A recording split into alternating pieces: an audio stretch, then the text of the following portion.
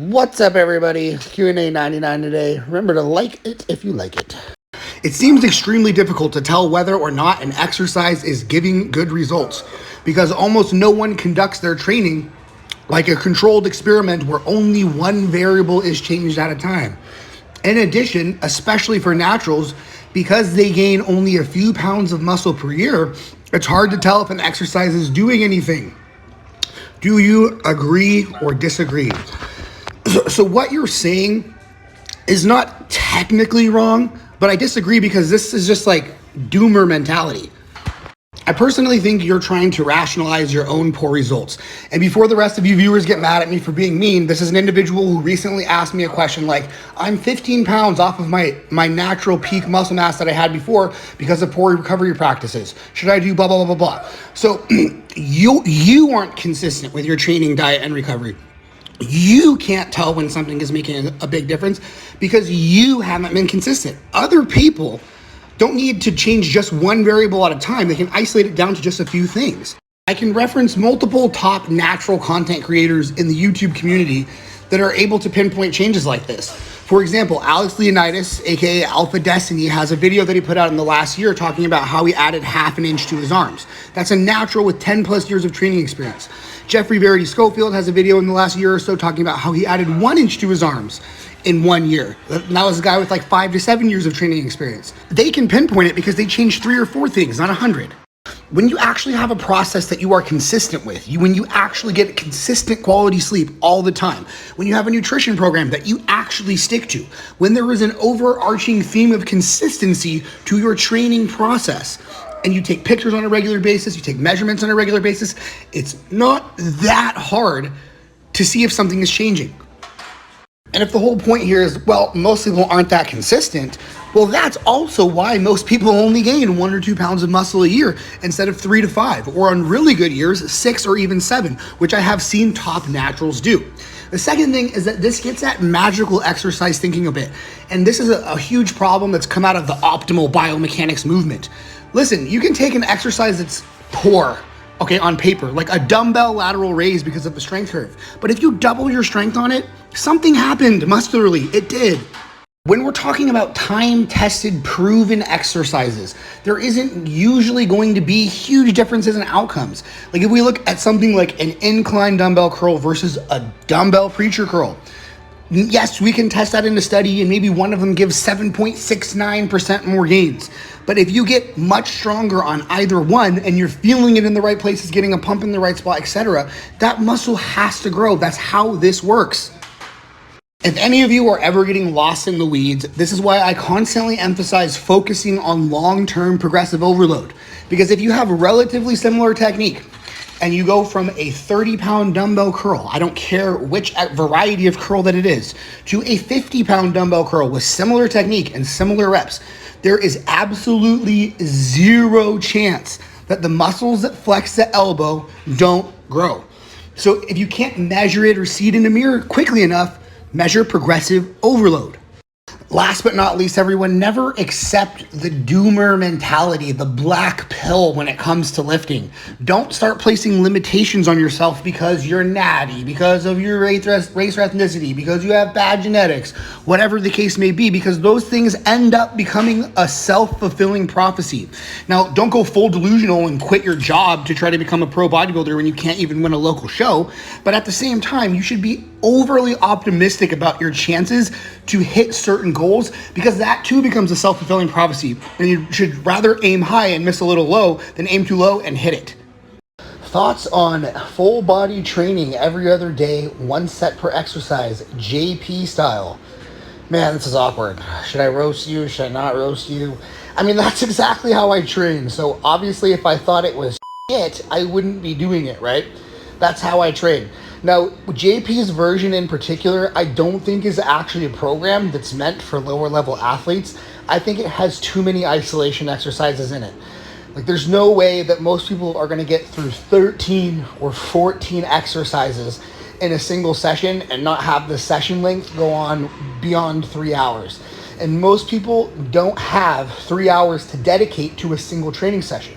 However, if you do, like I do, One of the big benefits, even for highly advanced athletes, is that it removes any interference effect between your sessions because all of your fatigue is concentrated on the same day. So you're always getting an equal amount of recovery before each session. Any unilateral ab training recommendations? One side is bigger and more defined than the other. So in all seriousness, I'm not trying to be mean. Go show a picture of your abs to like anyone else and ask them what they see. And see if they, without you prompting, tell you that one side is bigger than the other. Because I have a sneaking suspicion that you have body dysmorphia more so than you have one side of your abs that's bigger than the other. But the only thing I can think of is like elbow to knee crunches on just one side. Is 10,000 steps a day the bare minimum, or is that just an arbitrary number? The bare minimum for what, man? Like, what are we talking about here? Because there's research showing benefits to all-cause mortality up to like 18,000 steps a day. So the bare minimum for what? The average sedentary and obese person takes between 3,000 to 5,000 steps a day. But again, the bare minimum for what? If you're looking to have certain health metrics at a certain place, then you're going to need to take as many steps as it takes to get them where you want them to be, right? So this is going to be person dependent, and 10,000 is absolutely arbitrary. What are some less obvious signs of progressive overload? Well, my first question is, why do we care? Because if we're having to search super hard to see signs that we have progressed, we might not be progressing that well. But yes, you've nailed one of them, which is like if you do an exercise in a greater state of fatigue, either because you moved it to later in the workout, or you're doing it on less rest days than before, or you did more sets of previous exercises than you usually do, that is a sign that you've gotten stronger because you've matched performance with greater fatigue. The other really common one is if you've improved your technique, right? If your eccentrics are slower and now you're pausing, but you've matched performance, progressive overload. What are the negative effects of low fat intake? I have about 20 grams a day. Should I increase that? So if you are natural, chances are that fat intake is going to be too low for optimal hormone production. Now, that's not that big of a deal if you're in a diet phase and it's going to be a transient thing and you're going to up your fat as soon as you're out of your diet phase. But for daily living and maintenance or surplus, that is probably too low for most people. So what I would recommend is something more like 0.5 gram of fat per kilo of body weight, or roughly 0.3 grams of fat per pound of body weight as a more realistic minimum to ensure optimal hormone production. I have never done more than 10 sets per week for a body part. Is it a valid experiment to significantly up the volume for one body part, or should I just stick to what's working? Well, here's the thing. A lot of you think that volume has some sort of magical properties in and of itself because of catchphrases like volume is the driver of hypertrophy or the main driver of hypertrophy. It isn't. Mechanical tension drives hypertrophy, and right now there's no other confirmed mechanisms. So volume is just a proxy for how much mechanical tension stimulus you are imparting in a given session. And current data in trained literature is resting more than 3 minutes between sets seems to indicate that the upper limit per session is around 5 to 6 sets to failure. If you train with RIR, this can be a higher number potentially. In other words, if you are training to failure or very close and using at least 3 minutes rest between sets, which I can't see why you wouldn't, then you are looking at an upper limit of roughly 10 to 12 sets per week of effective volume for a muscle group if you train it twice a week. In order to benefit from more volume than that, you're going to have to train it at least 3 times a week, and there's only a handful of muscles like calves, forearms, side delts, etc. that even benefit from being trained 3 times a week in most lifters. Even if we include the data that uses rest periods of 2 minutes and under, the limit for junk volume in a session still seems to be around 8 to 10 sets. And again, if you're resting longer between sets, it's going to be a lower number. So all told, you're going to be needing to train a muscle probably 3 times a week if you want to benefit significantly and have quality volume that's well above 10 sets per week. So this only limits us to a handful of muscles that you'd even consider doing it for. That said, I'm all for experimentation as long as it's done intelligently, because real-world results are the ultimate arbiter of training truth.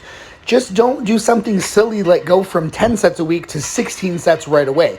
Instead, add 1 set per session that you train that muscle group, and notice what happens to the change in your rate of progression. If it goes up, awesome. hold it there for a couple weeks, then maybe try adding another set, one set, and see what happens to your rate of progression. Eventually, it'll start getting worse, and that's when you know you've gone too far. Are loaded carries good for hypertrophy? No, they're usually about as it can be, and that's because the best movements for hypertrophy lengthen and then shorten a muscle across a dynamic action. And also, we don't want axial loading unless we're trying to train our spinal erectors. So we don't lengthen or shorten muscles in a loaded carry, but we get loads of axial loading. So they're good for strongmen. Leave it to them. All right, folks, that is the end of episode 99. As always, if you'd like to work with me directly, check out my ebooks or become a supporter of the Q&A on Patreon. The links to all of that crap is in the description box. Please like the video if you like the video. It helps with the old algorithm. And other than that, I'm going to have to think of something to do for episode 100 on Wednesday. Maybe I will go on Instagram and put up a box where you people can all recommend horrible things for me to do. Like a 10 by 10 squat or 10 by 10 chicken nuggets. Who knows? Anyways, enjoy the rest of your day. I'll see you all again on Wednesday for episode 100.